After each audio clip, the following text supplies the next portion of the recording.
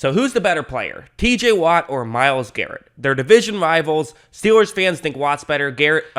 Browns fans think Garrett is better. Who's actually better? Well, we're going to watch some film, although first I want to talk about the numbers because that'll give us kind of a good idea, I think. So these are the numbers, and first things first, I have to mention, these are just from the past 3 years. I figured that would be kind of a good cutoff because, each of these guys did come into the league the same year, but I'm going to take away their first 2 years because, specifically Watt did take a couple more years to fully get going.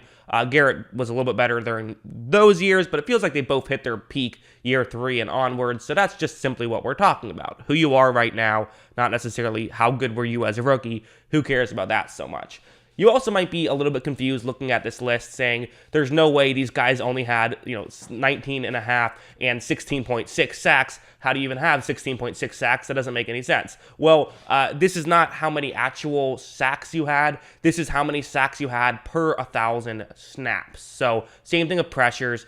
The other ones are, aren't snap dependent, so I didn't adjust those in any way. But so for the first one, TJ Watt has averaged 19.5 sacks per 1,000 snaps the past 3 seasons. Myles Garrett, a little bit lower. In fact, nearly 3 whole sacks lower. And same thing with pressures. It's actually exactly 15 less pressures for Garrett than it is for TJ Watt. And this is also including Watt tends to get about 50 coverage snaps a year where he cannot really get a pressure. You still technically can, but it's rare to get a pressure. It would have to be a very specific circumstance.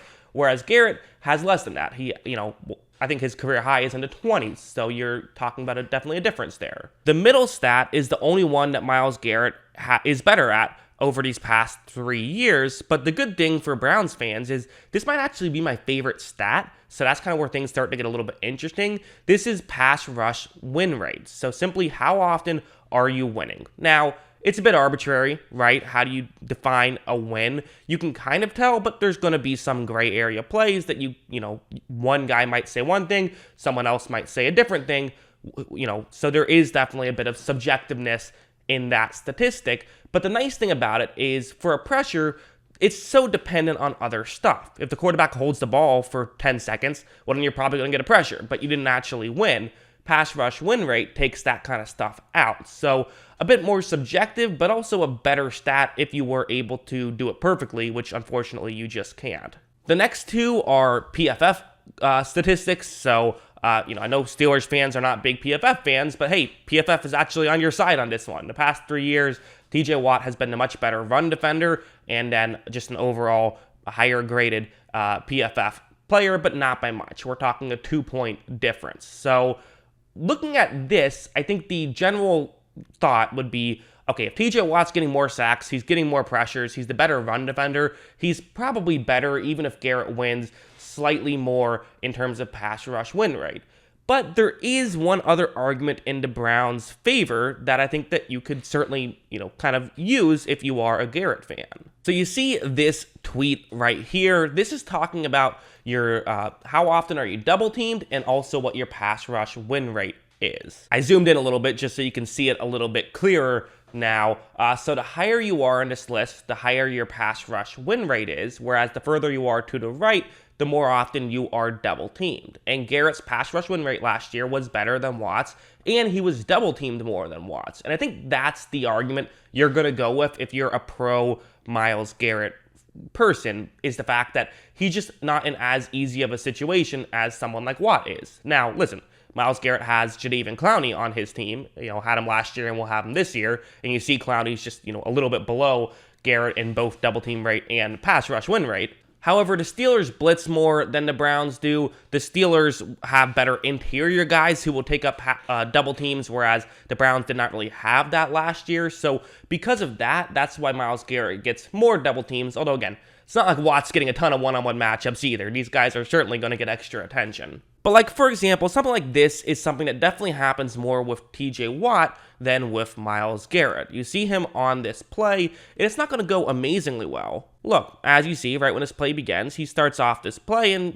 doesn't really win too much at the line, but will eventually get over and get a forced fumble. So that was kind of due to the other pressure on the rest of the defensive line. Lamar thought he could move up. He was not able to. TJ Watt ends up getting a strip sack fumble, but there was definitely an element of luck to that, right? There was an element of, and maybe luck's the wrong word, but an element of teammates helping him out that just didn't happen as often with Garrett. It happens with everybody. It's not a negative towards Watt, but just, he was in a better situation. I don't think there's any denying that. For Myles Garrett, you would see him do stuff like this more frequently, right? Where it's going to be going up against a tackle and a halfback. So you're just getting, an extra guy blocking you, right? You're getting chipped here is what you call this, where the halfback sort of runs over, just gives Garrett a shove, but then runs his route. So just a little bit of extra attention towards Garrett. And as you see, Myles Garrett is going to win here. Now, listen, Jason Peters, not a rep he's going to be super proud of after that one. There's no denying that.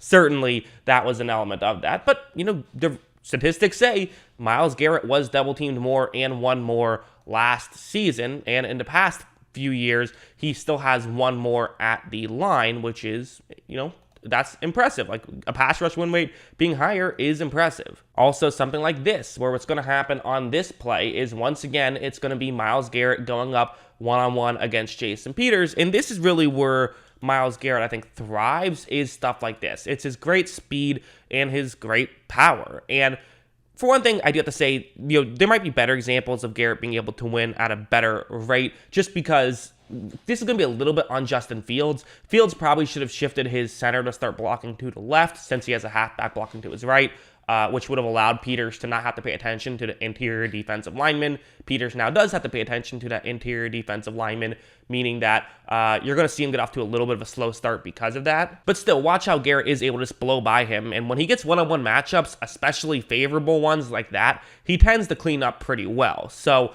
that's certainly the argument for Garrett, is he doesn't get as many one-on-one matchups, but still wins as much, or at least close to as much, depending on what stat you like to use. If you use pressures, he doesn't win as much, but if you use pass rush win rate, he wins more. But meanwhile, heading over to TJ Watt, I have to say, this argument kind of goes both ways, though, doesn't it? This is going to be a bootleg with Justin Fields, and you see where Watt is on the screen, and watch what happens. As Fields runs over, Watt just reads it perfectly and immediately gets over and gets the sack for Fields. You can make both arguments to that. He was kind of in a favorable situation. It was probably the wrong play call for the Bears to do that on Watt's side of the field.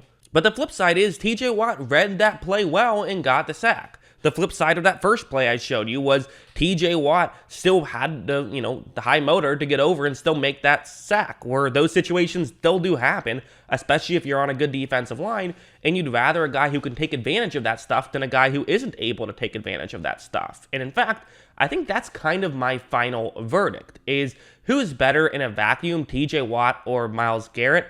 I think that's a really hard question, and for football in general, it's always difficult with that kind of stuff, just because it is so dependent on the situation around you. I would probably lean towards TJ Watt. I think I'm just going to lean to the guy who gets more pressures and sacks as a whole over the guy who has a pass rush win rate a little bit better, even though I do love that stat. I think I'd probably still lean towards the guy who's just generating more production over a 3-year sample size. That's how I lean. But I would probably say that if the Browns and Steelers traded TJ Watt for Myles Garrett 1-for-1, I think both teams would lose that trade. I think Watt's a better asset on the Steelers, and Garrett is a better asset on the Browns. Garrett might be a little better at just generating something happening on his own. But Watt, I do believe, is clearly better in the situation that he's at, where he can still generate on his own. Don't get me wrong, these guys are both unbelievable, but he also, I think, is better than Garrett at these cleanup pressures, and cleanup sacks, which for the Steelers' defensive line, that's a very valuable asset that you actually like to have. It's not a negative, it's a positive. So admittedly, kind of a cop-out saying both teams should be happy with their guides. So that's why I still have to say, I think I still go Watt. I think, gun to my head, I will take TJ Watt. But I do think that, Myles Garrett is not far behind, even if the box score stats and more traditional stats might not necessarily show that way. And plus, it is worth mentioning, Watt's run defense metrics are much better as well, so I do factor that in. But that's what I think. What do you guys think? Let me know in the comments below. Always love hearing from you. And of course, as always, Thanks for watching.